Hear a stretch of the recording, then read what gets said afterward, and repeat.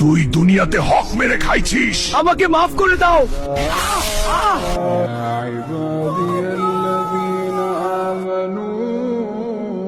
এখানে জায়গা জমি কতটুকু আছে ভাগ কর, আমারটা আমি নিয়ে যাই। ভাইয়া, বাবা তো মাত্র 2 দিন হলো মারা গেছে, এখনই জায়গায় জমি ভাগ করব, কি বলেন এসব?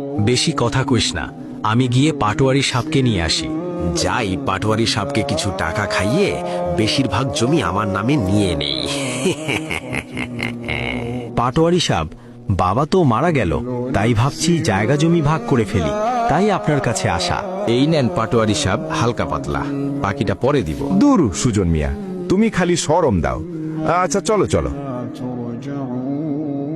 পাটোয়ারি সাপকে নিয়ে এসেছি। রাজু, তোমার বাবা মরার আগে আমাকে বলছে তোমাদের জায়গা জমি যাতে আমি ভাগ করি দিই। এই নে, এখানে একটা সই দে। এটা কি ভাইয়া? এখানে তো সব জমি আপনার নামে লেখা আছে। ভাইয়া, আমি আল্লাহর কাছে বিচার দিলাম, আপনি আমাকে ঠকিয়েছেন। ধুর তোর আল্লাহ টাল্লাহ রাখতো। এই চলেন তো পাটোয়ারি সাপ। দুনিয়াতে যদি বিচার না পান, আল্লাহর দরবার বিচারটা দিয়ে রাখেন, সেদিন বিচার হবে। ভাইয়া, মা খুব অসুস্থ, তো আমি কি করব?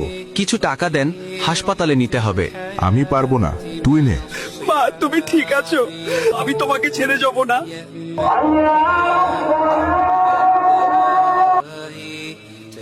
কেউ যদি জুলুম করে তার ভাইয়ের 1 বিঘত পরিমাণ জমিন খায়, 1 বিঘত চিনেন তো?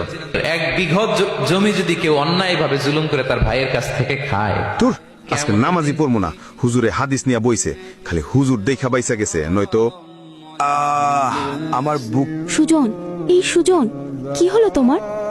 ভাই, তুই আমাকে মাফ করে দিস। এই লোকটার যে কবরে কি হবে, আপন ভাইয়ের হক মেরে খাইছে।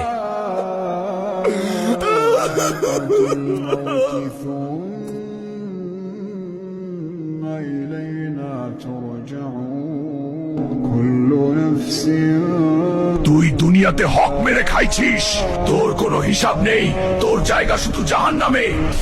আমাকে মাফ করে দাও।